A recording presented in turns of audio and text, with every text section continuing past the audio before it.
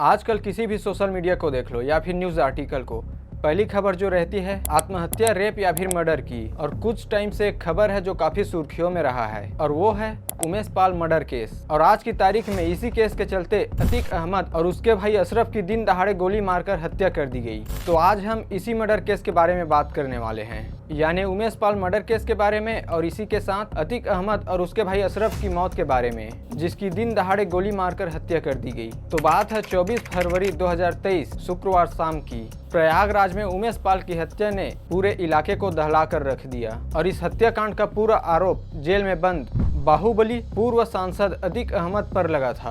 और इस हत्याकांड के बाद अतीक के 2 बेटों को पुलिस ने उठा भी लिया। लेकिन इससे पहले ये जानना जरूरी है कि आखिर ये उमेश पाल है कौन और इस हत्या के मामले में अतीक का नाम क्यों शामिल है। और इसी के साथ एक और नाम भी शामिल है और वो है राजू पाल, जिसका भी मर्डर हो गया था। तो आइए जानते हैं इस हत्याकांड की पूरी कहानी के बारे में।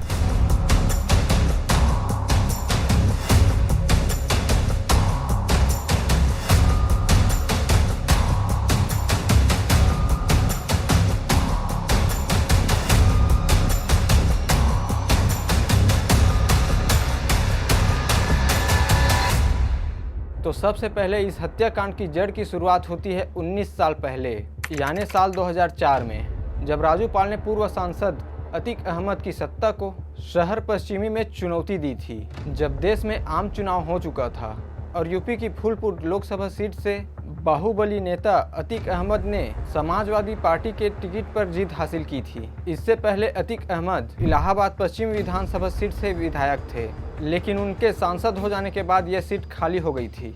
और फिर कुछ दिनों बाद उपचुनाव का ऐलान हुआ और समाजवादी पार्टी ने इस सीट के लिए अतीक अहमद के छोटे भाई अशरफ को अपना उम्मीदवार बनाया। लेकिन समाजवादी पार्टी ने अशरफ के सामने राजू पाल को अपना प्रत्याशी बनाकर चुनाव मैदान में उतार दिया। जब उपचुनाव हुआ तो नतीजा चौंकाने वाला था। बहुजन समाज पार्टी के प्रत्याशी राजू पाल ने अतीक अहमद के छोटे भाई अशरफ को, जो कि समाजवादी पार्टी का प्रत्याशी था, उसको हरा दिया और विधायकी जीत ली। लेकिन अशरफ को ये हार बर्दाश्त नहीं हुई और फिर दोनों के बीच राजनीति की ऐसी जंग छिड़ी, राजू पाल को अपनी जान गंवाकर उसकी कीमत चुकानी पड़ी।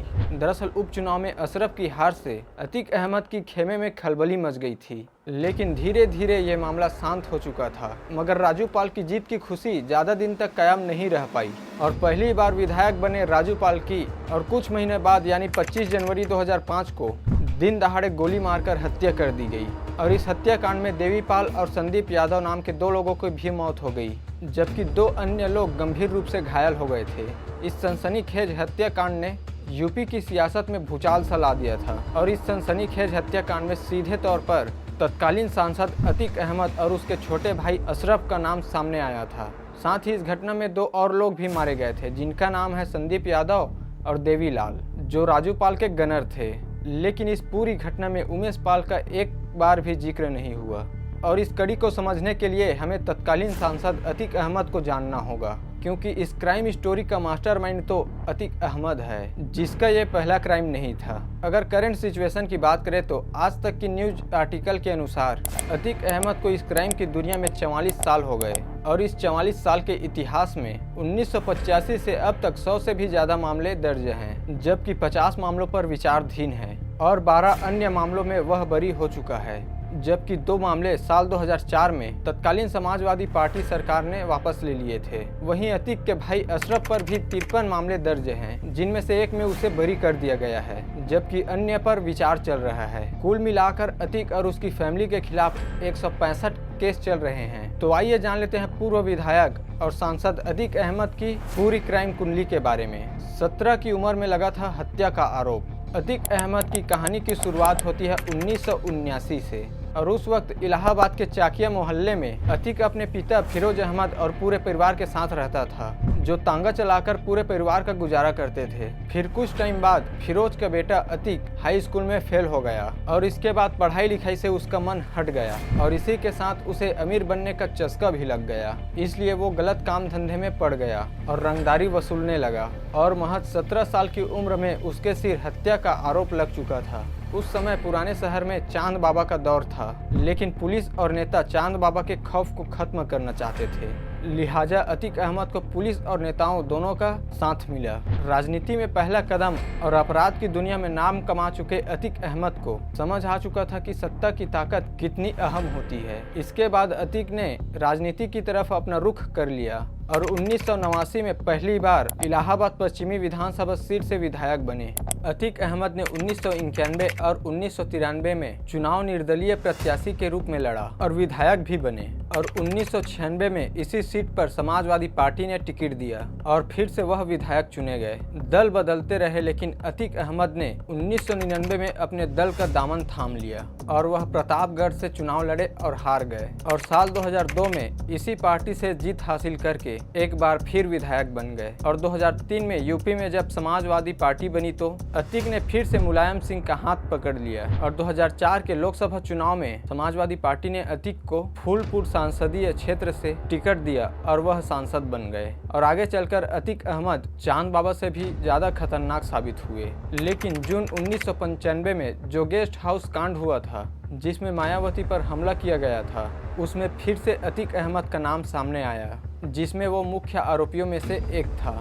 लेकिन इन सब के बाद भी मायावती ने गेस्ट हाउस कांड के कई आरोपियों को माफ कर दिया था, लेकिन अतीक अहमद को नहीं बख्शा और उत्तर प्रदेश की सत्ता मई 2007 में मायावती के हाथ आ गई और फिर अतीक अहमद के हौसले पस्त होने लगे और मायावती की सत्ता में आने के बाद अतीक अहमद की उल्टी गिनती शुरू हुई। तो जब बसपा सरकार में आई, अतीक अहमद उसके निशाने पर रहा। मायावती शासनकाल में अतीक अहमद पर शिकंजा कसने के साथ साथ उसकी संपत्तियों पर बुलडोजर चलाने और कई बड़ी कार्रवाई भी हुई और यूपी में मायावती सरकार के दौरान अतीक अहमद जेल की सलाखों के पीछे ही रहा। बसपा के दौर में अतीक का दफ्तर गिरवाने के साथ साथ उसकी संपत्तियां जब्त कराकर उसे जेल भी भेजा गया और प्रयागराज में उसकी राजनीतिक सत्ता को कमजोर ही नहीं बल्कि पूरी तरह से लगभग खत्म ही कर दिया था। और जैसे कि आपको पता है, अतीक अहमद साल 2004 में सांसद बन गया था। फिर 25 जनवरी 2005 को राजूपाल हत्याकांड हुआ था जिसके बारे में हम पहले ही चर्चा कर चुके हैं। लेकिन ये जानना बहुत जरूरी है कि राजूपाल हत्याकांड के बाद आखिर क्या हुआ। तो दिन दहाड़े विधायक राजूपाल की हत्या से पूरा इलाका सन्न था। बहुजन समाजवादी पार्टी ने समाजवादी पार्टी के सांसद यानी अतीक अहमद के खिलाफ धावा बोल रखा था। इसी दौरान दिवंगत विधायक राजूपाल की पत्नी पूजा पाल ने थाना धूमगंज में हत्या का केस दर्ज कराया था।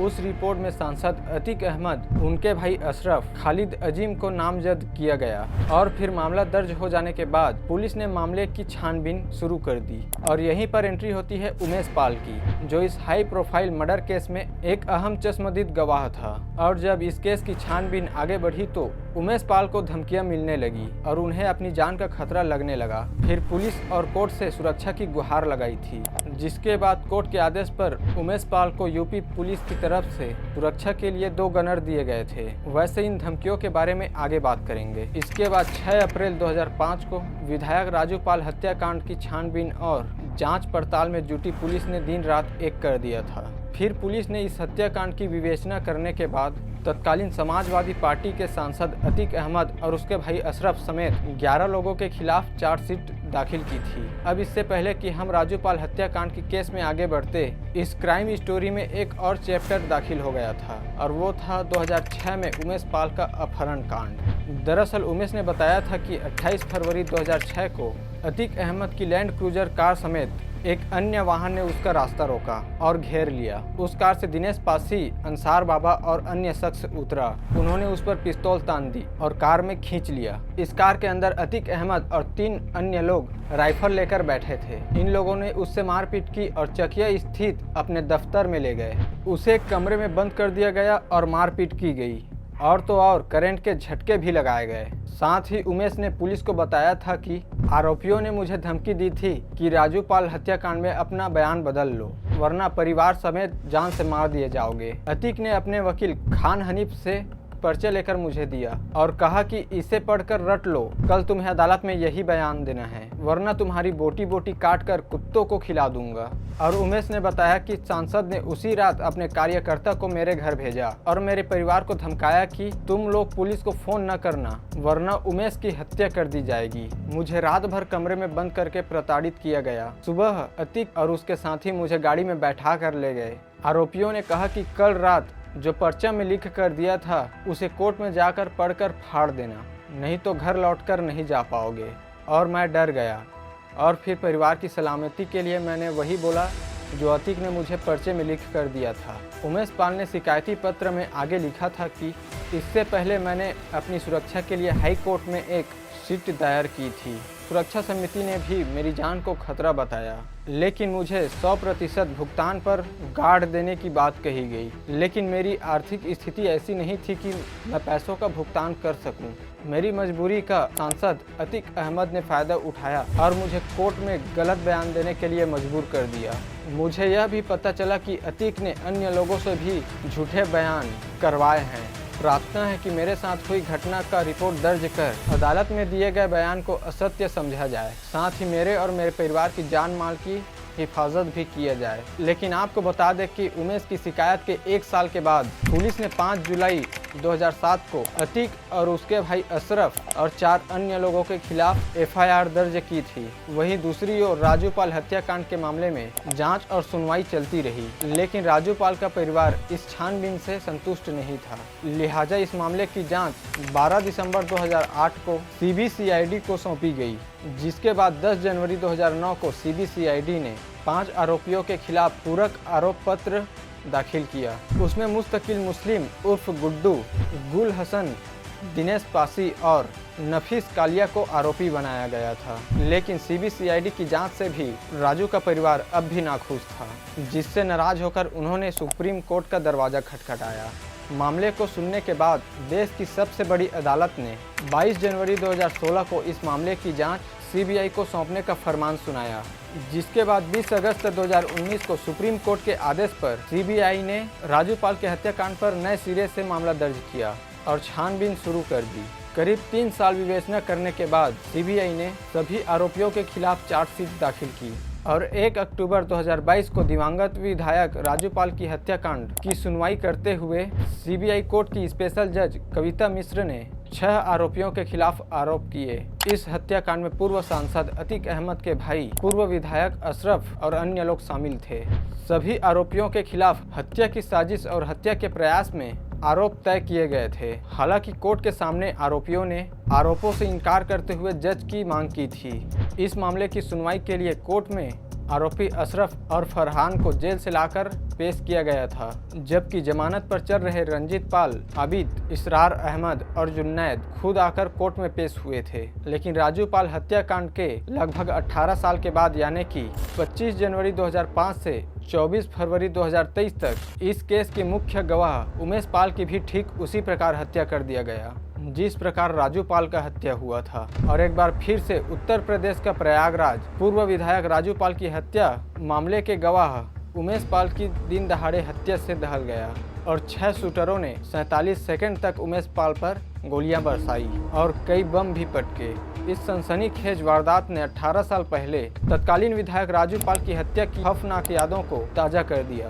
और आपको बता दें कि उमेश पाल राजू पाल के बचपन के मित्र और रिश्तेदार थे और साथ ही वह उनकी हत्या के मामले में मुख्य गवाह भी थे, जिसके कारण माफिया अतीक अहमद का गैंग उसे अपना दुश्मन नंबर 1 समझता था। इसी वजह से शुक्रवार को जब SRN अस्पताल में गंभीर रूप से घायल उमेश पाल को ले जाया गया, तब उनके घर वाले चीखते रहे कि प्रशासन सोता रहा और अतीक ने उमेश को मरवा दिया। फिर पूर्व विधायक राजू पाल की हत्या के बाद उमेश एकमात्र ऐसा गवाह था जो अतीक के खिलाफ मोर्चा संभाले हुए था और राजू पाल हत्याकांड से जुड़े गवाह बैकफुट पर आ गए। उनकी पत्नी पूजा पाल ने भी सत्ता बदल ली, लेकिन उमेश नहीं डरा और 2005 से लेकर 2023 तक उमेश अकेले ही अतीक अहमद के खिलाफ मोर्चा ले रहा था और उमेश ने मरते दम तक राजू पाल से अपनी दोस्ती निभाई। वैसे उमेश पाल की इस सफ़र में और भी कई मुसीबतें आई थी, जिसमें से एक बार तो उस पर हत्या का केस भी दर्ज किया गया था। दरअसल जयंतीपुर निवासी सूरजकली के बेटे जितेंद्र पटेल की 11 जुलाई 2016 को राजरूपपुर में गोली मारकर हत्या कर दी गई थी। सूरजकली ने इस मर्डर केस में उमेश पाल और उसके भाई के खिलाफ हत्या और ठगी करने की रिपोर्ट दर्ज कराई। वहीं अतीक एंड कंपनी उमेश पाल को गिरफ्तार कराने में लगी थी। उसी पर राजूपाल हत्याकांड का हाई कोर्ट में आदेश हुआ और शहर में सीबीआई ने डेरा डाला था। सीबीआई के कारण पुलिस ने तेजी नहीं दिखाई। फिर अगले साल सत्ता बदल गई और साल 2017 में अग्रिम विवेचना का आदेश हो गया और धूमनगंज पुलिस ने इस केस में नामजद आरोपियों को क्लीन चिट दे दी। इस हत्या में पूर्व सांसद अतीक अहमद और उसके भाई पूर्व विधायक अशरफ, जुल्फिकार उर्फ तोता, अकरम, आसिफ उर्फ दुर्रानी को पुलिस ने आरोपी बताया और आरोप पत्र दाखिल किया। लेकिन कहानी यहीं खत्म नहीं हुई और साल 2022 में उमेश की शिकायत पर मृतक जितेंद्र पटेल की मां सूरजकली पर झूठी सूचना देने के आरोप में पुलिस ने आरोप पत्र दाखिल किया। इससे पूर्व उमेश पाल को अतीक अहमद ने जेल से फोन करके धमकी दी थी।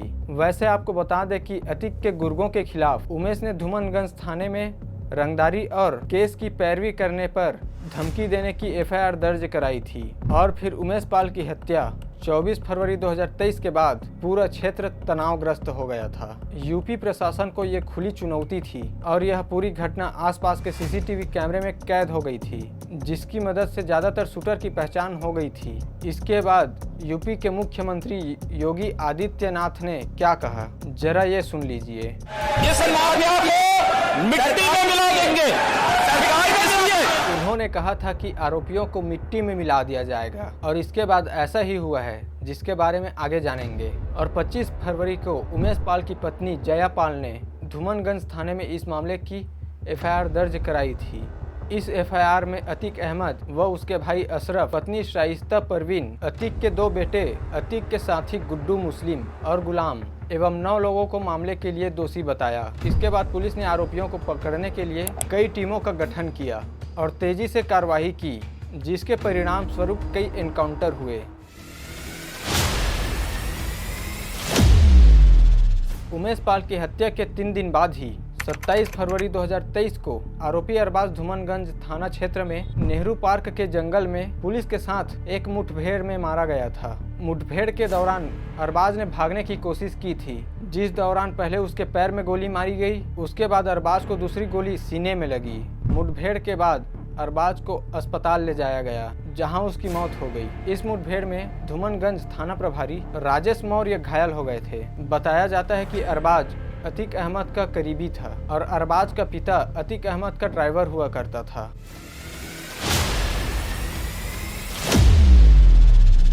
6 मार्च को धूमनगंज थाना प्रभारी राजेश कुमार मौर्य ने उस्मान के मुठभेड़ में मारे जाने की पुष्टि करते हुए कहा कि करीब 5-5:30 बजे कौंधियारा थाना क्षेत्र में विजय उर्फ उस्मान पुलिस मुठभेड़ में मारा गया। उन्होंने बताया कि उस्मान उमेश पाल और 2 अन्य पुलिसकर्मियों को गोली मारने की घटना में शामिल था और उमेश पर पहली गोली उस्मान ने ही चलाई थी और इस बीच और भी कई छोटी बड़ी घटनाएं होती रही। जैसे कि 28 फरवरी को उमेश पाल हत्याकांड में पुलिस ने 5 आरोपियों की पहचान की और उन पर 50-50 हज़ार रुपए का इनाम घोषित किया। इतना ही नहीं, पुलिस ने आरोपियों को गिरफ्तार करने के लिए लखनऊ से प्रयागराज तक छापेमारी भी की। साथ ही अतीक अहमद की फ्लैट पर भी छापेमारी की। इसके बाद अतीक अहमद की करीबियों की अवैध संपत्ति पर 1 मार्च से बुलडोजर चलाना शुरू हुआ। पुलिस ने दावा किया कि जिस संपत्ति को गिराया वहां अतीक अहमद की पत्नी और शूटरों के बीच मुलाकात हुई थी और साथ ही उमेश के साथ मौजूद दूसरे जख्मी गनर जो अस्पताल में था, उसकी भी मौत हो गई। 3 मार्च को उमेश पाल हत्याकांड में आरोपियों की पहचान हुई। पुलिस ने बताया कि जिस शूटर ने बम फेंके थे उसका नाम गुड्डू मुस्लिम है, जो लखनऊ के चर्चित पीटर गेम्स हत्याकांड में भी शामिल था। गुड्डू बम मारकर हत्या करने के लिए ही जाना जाता था और वह धनंजय सिंह, अभय सिंह से लेकर मुख्तार अंसारी के लिए भी काम कर चुका था और अतीक के बेटे असद का नाम भी एफआईआर में जोड़ा गया और पुलिस के मुताबिक अतीक अहमद का बेटा अरमान, गुलाम, गुड्डू मुस्लिम और साबिर शामिल हैं। साथ ही आगे जांच में सामने आया कि हत्या की साजिश गुजरात की साबरमती जेल में बंद पूर्व सांसद अतीक अहमद ने रची थी, जिसे एक प्लानिंग के तहत अंजाम दिया गया और इसी प्लानिंग का हिस्सा रहे सदाकत खान, जो कि एलएलबी कर रहे थे, उनको भी गिरफ्तार किया गया। वो मुस्लिम बोर्डिंग हॉस्टल के कमरा नंबर 36 में रह रहा था और इसी कमरे में इस पूरे कांड की तैयारी की गई थी। और 4 मार्च को अतीक अहमद के दोनों नाबालिग बेटे एजम और अबान को पुलिस ने बाल सुधार गृह में भेज दिया। साथ ही इसी दिन हत्या की वजह सामने आई, जिसमें पुलिस का कहना है कि अतीक अहमद का उमेश पाल के साथ एक जमीन को लेकर विवाद चल रहा था। इसके बाद 5 मार्च को उमेश पाल हत्याकांड में शामिल शूटरों पर इनाम बढ़ाया गया और 2.5 लाख से बढ़ाकर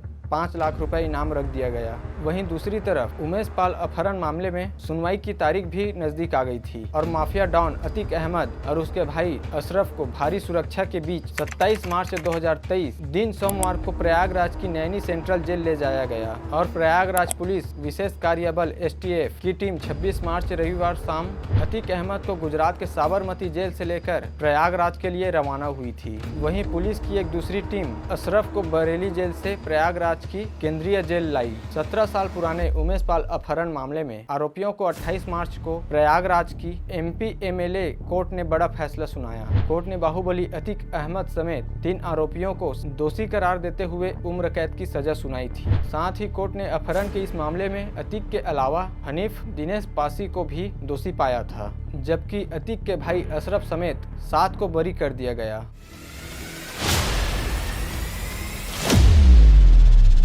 13 अप्रैल 2023 दिन गुरुवार। ये दिन अतीक अहमद के लिए शायद सबसे अधिक दुखद दिन रहा होगा, क्योंकि इस दिन गैंगस्टर अतीक अहमद के बेटे असद को उत्तर प्रदेश पुलिस ने झांसी में मुठभेड़ में मार गिराया। साथ ही उनके सह आरोपी गुलाम को भी गोली मार दी गई। दरअसल इस मामले में जानकारी साझा करते हुए पुलिस ने कहा कि DSP रैंक के 2 अधिकारियों के नेतृत्व में 12 लोगों की एक टीम ने अभियान चलाया और झांसी के बबीना रोड पर हुई इस मुठभेड़ के दौरान कुल 42 राउंड फायरिंग की गई थी। और UP SDF के ADG अमिताभ यश ने कहा कि असद और गुलाम को जिंदा पकड़ने की कोशिश की गई थी, लेकिन उन्होंने STF यानी स्पेशल टास्क फोर्स की टीम पर फायर किया। उसके बाद एनकाउंटर में मार गिराया गया। बताया जाता है कि असद और गुलाम के सिर पर 5 लाख रुपए का इनाम भी था और ये उमेश पाल पर हमला करने के दौरान असद अहमद CCTV कैमरे में कैद हो गया था और तभी से फरार था। वैसे अब गुरुवार की मुठभेड़ के बाद उमेश पाल की हत्या से जुड़े 4 लोगों को मार गिराया है और पुलिस अभी भी गुड्डू मुस्लिम की तलाश कर रही है, जिसने कथित तौर पर शूटिंग के दौरान बम फेंका था। जिसके बाद एक अन्य शूटर साबिर और साथ ही अतीक अहमद की पत्नी शाइस्ता भी फरार है। और इस तीसरे एनकाउंटर के बाद उमेश पाल की मां शांति देवी ने कहा कि मैं CM योगी जी को न्याय देने के लिए धन्यवाद देती हूं और उनसे अपील करती हूं कि हमें आगे भी न्याय दे। हमें CM पर पूरा भरोसा है। साथ ही शांति देवी ने रिपोर्टरों से कहा कि यह मेरे बेटे के लिए एक श्रद्धांजलि है। मैं मुख्यमंत्री और पुलिस विभाग को धन्यवाद देती हूँ, जिन्होंने अपने कर्तव्यों का बखूबी पालन किया है। लेकिन आप लोगों को अतीक के बेटे के एनकाउंटर के बाद वायरल हुआ योगी आदित्यनाथ जी का भाषण तो जरूर याद होगा, और याद नहीं भी है तो कोई बात नहीं, एक बार फिर सुन लो। मिट्टी में मिला देंगे, सरकार को समझे। लेकिन इसके जवाब में अतीक अहमद ने क्या कहा ये भी जान लीजिए। दरअसल साबरमती से प्रयागराज लाते वक्त अतीक अहमद ने कहा था कि वह मिट्टी में मिल चुका है और अब वह रगड़ा जा रहा है। इसी दौरान उसने अपनी पत्नी और बच्चों को परेशान नहीं करने की गुहार भी लगाई थी। साथ ही पूछताछ के दौरान अतीक गिड़गिड़ाता रहा। वह बेटे के जनाजे में शामिल होने के लिए मिन्नतें करता रहा। इसी दौरान 14 तारीख की शाम को अतीक अहमद की तबीयत बिगड़ गई और पुलिस कस्टडी ने स्वास्थ्य जांच के लिए शनिवार यानी 15 अप्रैल की देर रात कॉल्विन अस्पताल ले जाने की तैयारी की गई। इसके बाद अतीक अहमद और उसके भाई अशरफ को एक ही हथकड़ी में प्रयागराज से कॉल्विन अस्पताल ले जाया गया और जैसे ही वो मेडिकल कॉलेज के पास पहुंचे, मीडिया कर्मी बनकर आए 3 बाइक सवार बदमाशों ने उन दोनों की गोली मारकर हत्या कर दी। अब वो 3 बदमाश कौन हैं, इसके बारे में जान लेते हैं। एक का नाम है लवलेश तिवारी, जो बांदा का रहने वाला है। दूसरा है अरुण मौर्य, जो कासगंज का रहने वाला है। वहीं तीसरा आरोपी सनी हमीरपुर जनपद से है। पुलिस की पूछताछ में तीनों आरोपियों ने अपना यही पता बताया है और इसके बाद पुलिस इनके बयानों को वेरीफाई कर रही है। वहीं पुलिस के सामने तीनों आरोपियों ने बयान दिया है कि अतीक अहमद का पाकिस्तान से कनेक्शन था। उसने और उसके गैंग के लोगों ने तमाम बेकसूर लोगों की हत्या की थी। अतीक जमीन हड़पने के लिए हत्या करता था और विरोध में गवाही देने वालों को भी नहीं छोड़ता था और उसका भाई अशरफ भी ऐसा ही करता था। इसलिए हमने दोनों को मार डाला। और पूछताछ में आरोपियों ने यह भी बताया कि वे बड़ा माफिया बनना चाहते हैं, इसलिए वारदात को अंजाम दिया। हालांकि पुलिस इनके बयानों पर विश्वास नहीं कर रही है और हर एंगल से जांच कर रही है। अतीक और अशरफ की हत्या करने वाले हमलावर यानी लवलेश तिवारी, सनी और अरुण मौर्य 48 घंटे से प्रयागराज में एक होटल में कमरा लेकर रुके थे और सूत्रों के मुताबिक वही सनी सिंह पहले भी जेल जा चुका है और जेल में ही वह भाटी गैंग का मुखिया सुंदर भाटी का खास बन गया। हमीरपुर जेल में उसकी मुलाकात सुंदर भाटी से हुई थी। पुलिस की जांच में सामने आया है कि तीनों हत्या आरोपियों पर पहले से आपराधिक मामले दर्ज हैं।